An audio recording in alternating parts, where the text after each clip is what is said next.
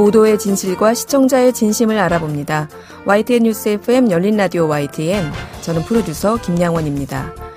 대통령의 순방 이후 불거진 비속어 논란이 정원 유착, 자막 조작으로 비화되며 정말 끝을 모르는 수렁 속으로 빠져들고 있습니다. 심지어는 여당이 해당 방송사를 편파 조작 방송했다며 검찰에 고발했고요. 대통령의 사적 발언이 뭐라고 들립니까? 이런 여론조사 결과까지 나오는 상황이죠. 이번 사안 어쩌다가 여기까지 왔을까요? 짚어보는 시간 준비했습니다. 뉴미디어 트렌드 시간에는 BTS 다음 차례는 우리라고 이미 세계에서 인정받고 있는 K-팝 스타도 만나보시죠. 오늘 순서 바로 시작합니다.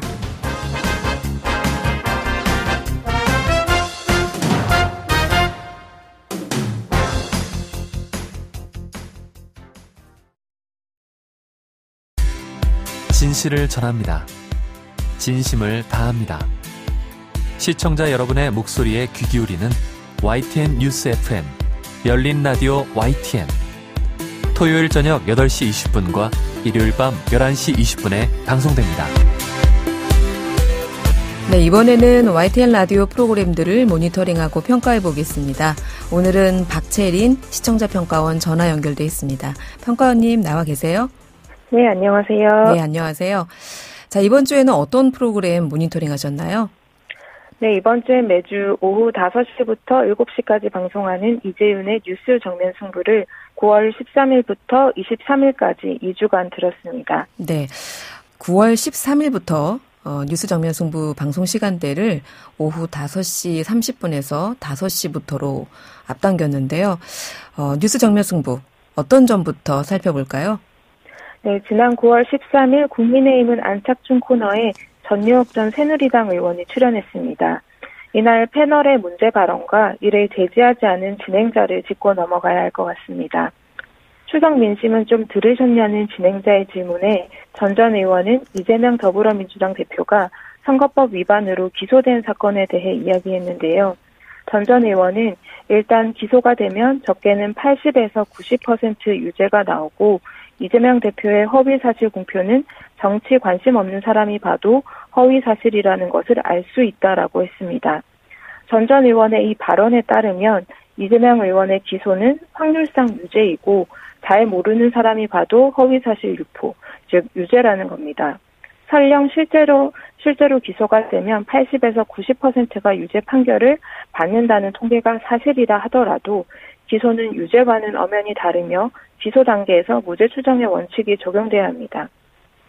또한 이 대표의 허위사실 공표 의혹을 두고 정치에 관심 없는 사람이 봐도 허위사실이라는 것을 알 수 있다라고 말했는데요. 합법은 다양할 수 있는데 전 의원의 발언은 단언하기 어려운 것임에도 무리하게 단정 짓는 경우로 이전에도 비슷한 경우가 꽤 있어 지적한 바 있습니다. 물론 이 경우엔 패널뿐 아니라 이를 지켜보기만 한 진행자 책임도 있습니다. 진행자는 패널의 주장이 과격해지지 않도록 정확한 근거를 요청할 수도 있고요. 또 무리한 표현이 계속될 경우 자제를 요청하거나 패널에게 재차 질문을 해 진위를 확인해 볼 수도 있습니다. 하지만 이날 진행자는 바로 다음 질문으로 넘어갔습니다. 문제 발언이 나오면 진행자가 브레이크를 밟아 청취자가 비판적으로 생각해 볼 틈을 만들어야 하는데 이날은 이런 역할을 찾을 수 없었습니다. 네, 출연자의 단정적인 발언에 대해서 진행자의 제재가 필요해 보였다. 이런 지적이십니다. 또 다른 의견 있으실까요? 네, 범죄를 설명하는 사건의 명칭에 대한 지적인데요. 지난 9월 16일 뉴스 인앤아웃에서 신당역 스토킹 살인 사건에 대해 다뤘습니다. 이 사건은 스토킹 피해를 당하던 서울교통공사 20대 여성 영무원이 직장 동료였던 가해 남성에게 살해된 일인데요. 이 사건을 다루는 과정에서 스토킹 범죄를 설명하면서 이동훈 기자가 일종의 보복 범죄라고 덧붙였습니다. 저는 보복 범죄라는 표현을 좀 더 조심스럽게 사용했어야 한다고 생각했는데요. 경찰이 신당역 사건 가해자 전주환을 보복살인 혐의로 검찰에 송치했습니다. 경찰이 보복살인 혐의를 적용한 것과 별개로 보복살인이라는 말은 피해자에게도 책임이 있다는 인상을 줄 수 있습니다. 그래서 많은 언론사들은 이번 사건을 두고 보복살인이라는 표현을 자제하고 있습니다. 그럼에도 기자가 보복살인이라는 표현을 사용했어야만 했다면 그 배경을 설명할 필요가 있어 보였습니다. 네, 이번 사건명 모든 언론사들이 스토킹 살인 사건으로 명명하고 있습니다. 사건명 그만큼 중요한데요. 이 부분은 해당 기자의 실수로 보이네요. 자, 마지막으로 짚어볼 부분이 있을까요? 네, 여론조사 하나를 지적하고 싶습니다. 9월 23일 이번 주 승부 코너에서 탄핵에 대한 공감 여부에 관한 여론조사를 소개했습니다. 먼저 지금 이 시점에서 탄핵 공감 여부가 왜 필요한 여론조사인지 납득이 되지 않았습니다. 대통령 관련 논란이 많긴 하지만 그렇다고 해서 탄핵을 고민해야 할 만큼의 상황인지 방송에선 충분히 설명되지 않았습니다. 그러다 보니 지금 상황에선 일단 여론조사 자체가 과도하다는 생각이 들었고요. 이는 이날 출연한 패널들도 비슷한 이야기를 나눴습니다. 그 다음으로 여론조사 자체도 무리한데 이 여론조사를 어느 기관에서 언제 했는지도 전혀 소개가 되지 않았습니다. 이날 이 여론조사를 소개한 일명 휴먼앤데이터 소장이 여론조사 관련 정보를 막 꺼내려고 하는데 진행자가 급히 마무리하면서 말을 다하지 못한 것처럼 들렸습니다. 여론조사를 언급할 때 기본적으로 언급해줘야 하는 것을 진행자가 챙기지 못한 것은 문제로 보입니다. 네, 오늘은 이재윤의 뉴스 정면 승부에 대한 시청자 평가원의 의견 들어봤습니다. 오늘 말씀 고맙습니다. 네, 감사합니다. 네, 지금까지 박채린 시청자 평가원이었습니다.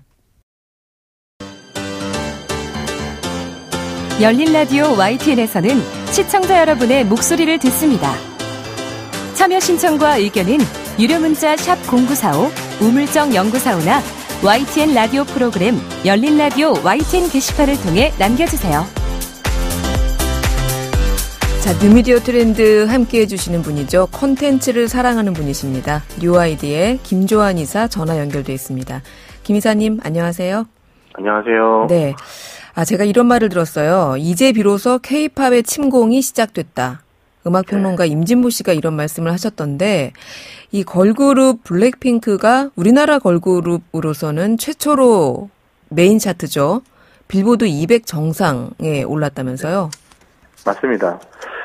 지난 1위가 이제 배드번이라는 가수의 앨범이 20주간 차트에 있었고 지난주 1위였는데요. 네. 그걸 제치고 1위에 올랐습니다. 그러니까 25일 기준으로 블랙핑크의 정규 2집 봄핑크가 10만 2천 장을 이제 미국 현지에서 판매하고, 와. 그래서 빌보드 200 차트 1위를 기록했고요. 네. 추가로 네. 여기 3위에도 낯설지 않은 회사 그룹이 있습니다. SM 엔터테인먼트 NCT 리츠의 투 베디스도 3위에 올랐어요. 아니 이게 무슨 일입니까? 그러니까요. 네.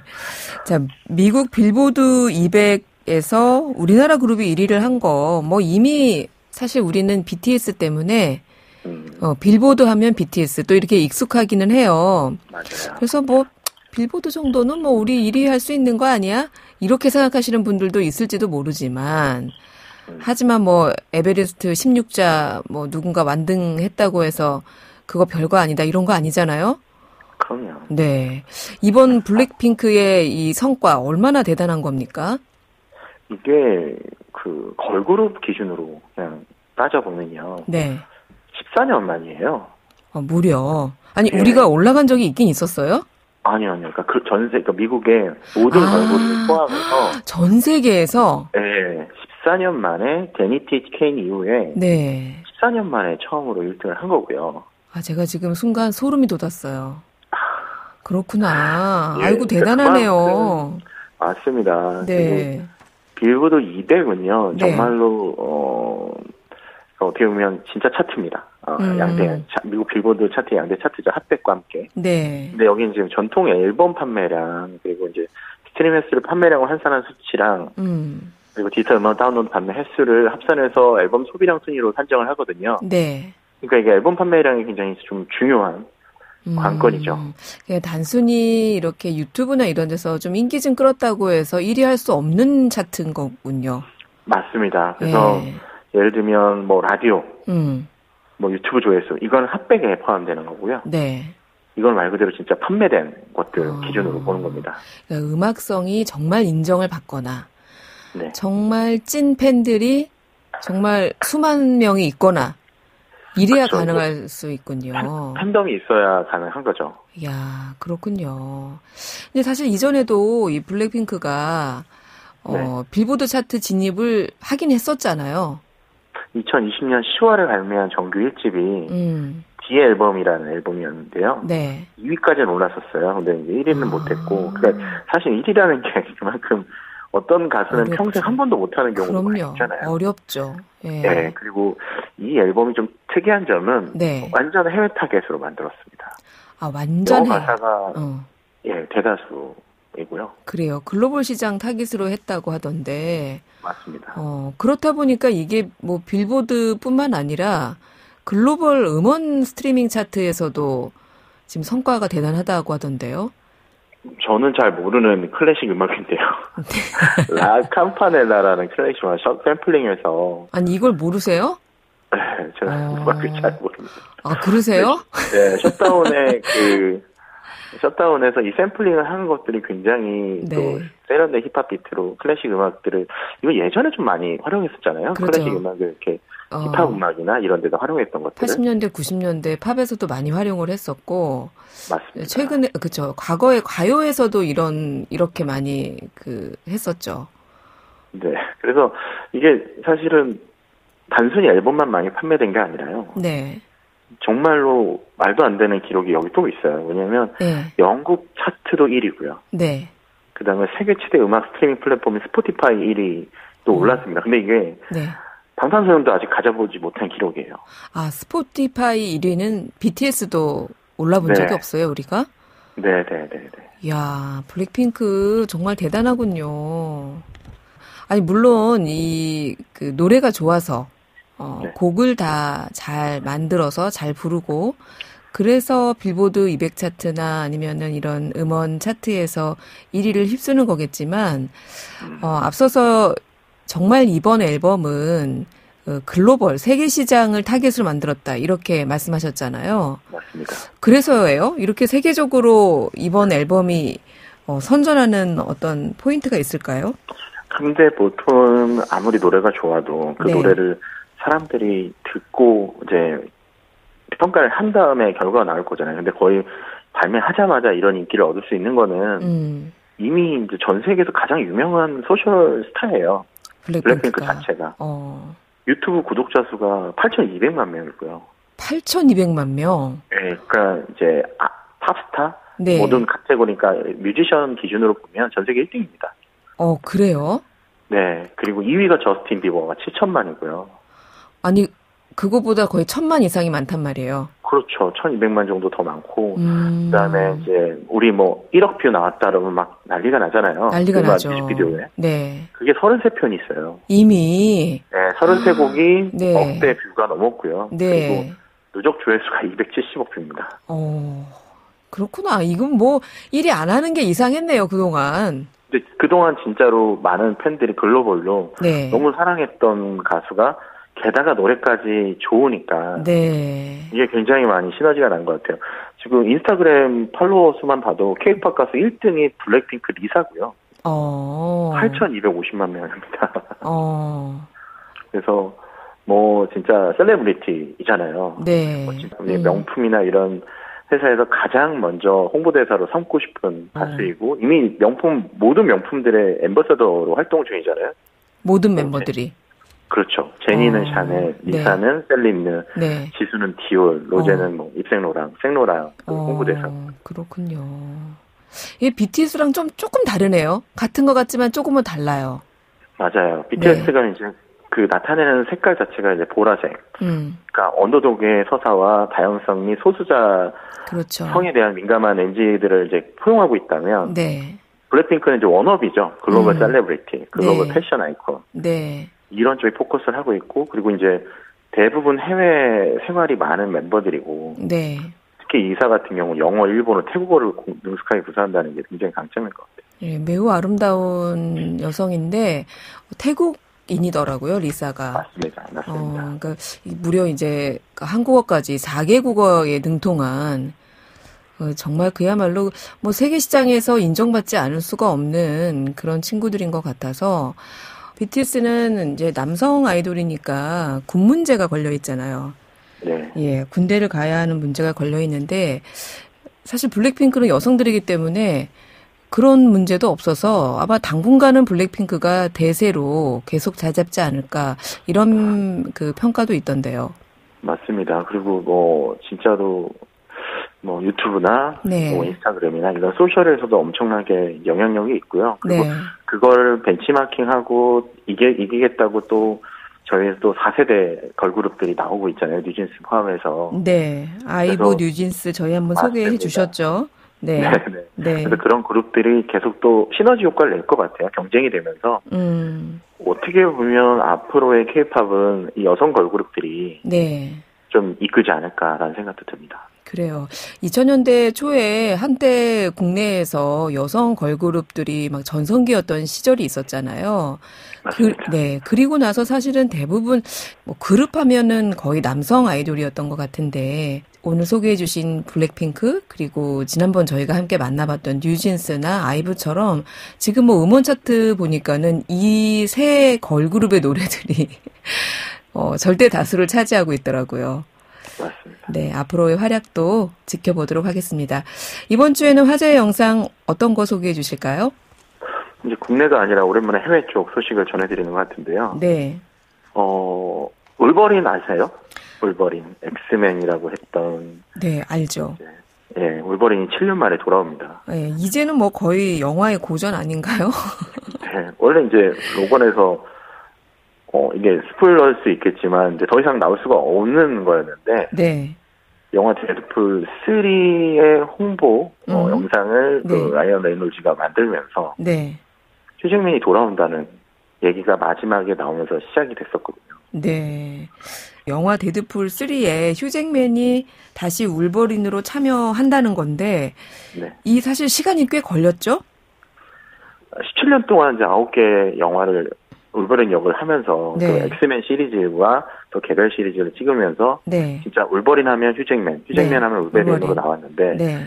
2017년 영화 로건을 끝으로 이제 더 이상 안 한다라고 얘기가 나왔었습니다. 근데 지금 데드풀 3가 2024년 9월 6일 개봉 예정이거든요. 아직 2년 남았네요. 네, 그러다 보니까 이제 7년 만에 컴백을 하는 거예요. 네. 그리고 이제 아까 말씀드렸지만 28일 날 그 입 다물고 있으라 혼났다라는 영상을 올리면서 이 화제가 됐어요. 네, 그 영상 조회수가 벌써 그러니까 관련 조회수 포함하면 몇 천만 뷰가 나왔어요. 네. 근데 진짜 처음에는 저는 무슨 내용이지라고 저도 한번 봤거든요. 네. 근데 내용을 잠깐 읽어드리면, 네. 그러니까 D23이라고 해서 디즈니에서 만드는 2023년에 영화나 드라마 라인업을 발표하는 자리에 라이언 레이놀즈가 참석을 하지 못했습니다. 네. 그래서 D23에 참석하지 못해 아쉬운데, 네. 뭐 데드풀 3를 위해서 애쓰고 있고 뭐 막 얘기하다가, 네. 근데 애썼는데 아무 생각도 안 들고 뭐 어떻게 해야 될지 모르겠어라고 이렇게 얘기를 하더라고요. 그러면서 마지막에 좀 무섭다 어떻게 하지? 뭐 새로운 아이디어도 없고 이거 큰일 났는데 이러다가 뒤에 그냥 휴잭맨이 그냥 지나가요. 집에서. 마치 그냥 길 가는 사람처럼. 네, 지나가는데 라이언 레이놀즈가 휴 울베를 한 번 더 해볼래? 딱 그랬더니 휴잭맨이 그렇지 뭐라고 하면서 딱 끝나요. 그러면서 그 라이언 레이놀즈가 싹 웃으면서 이제 영상이 끝나고. 네. 포스터에 그 울버린의 특유의 그 손에서 나오는 그 세 개의 칼날로 울버린 포스터가 찢어지면서 끝나거든요. 네. 그러니까 이제 이런 마블과 그다음에 엑스맨 이런 모든 좋아하는 팬들이 난리가 난 거죠. 왜냐면 한 번 더 볼 수 있다. 그래서 이제 끝이라고 생각했는데. 맞아요. 사실 휴잭맨 이제 연세도 좀 드셔가지고 계속 그 역할로 나올 수 있을까. 팬들이 이런 얘기도 하던데 네. 기대를 해보겠습니다. 네. 오늘 뉴미디어 트렌드 소식은 여기까지 듣겠는데요. 김 이사님, 저희가 오늘 두 가지 콘텐츠를 소개했는데 저희가 끝곡 한 곡 들어야 되거든요. 근데 지금 막 소개해 주신 이 울버린 예고 영상에서 휘트니 스턴의 I Will Always Love You 이 곡이 참 또 인상적으로 등장했잖아요. 네. 저는 좋더라고요, 이 곡이. 이 곡은 아시죠? 예, I Will Always Love You를 사실 이제 휘트니 스턴이 약간 유를 휴처럼 발음하거든요. 맞아요. 실제로도. Love you 이렇게 하더라고요. 네, Love 그래서 you 그거를 네. 휴잭맨 사랑한다고. 네, 맞아요. 고맙다라고 했는데 네. 저는 사실 이 노래 못 들어보신 분도 많으실 것 같아서. 네. 들어보면 어떨까 생각합니다. 아, 두 가지 선택하려고 그랬는데 하나는 블랙핑크의 그 셧다운 이번에 1위야. 그 곡도 저희가 준비했는데 그럼 그냥 우리 그냥 연령대에 맞게 휘트니 휴스턴 노래로 들을까요? 동일하시죠? 예. 알겠습니다. 지금까지 뉴아이디의 김주환 이사였습니다. 감사합니다. 감사합니다.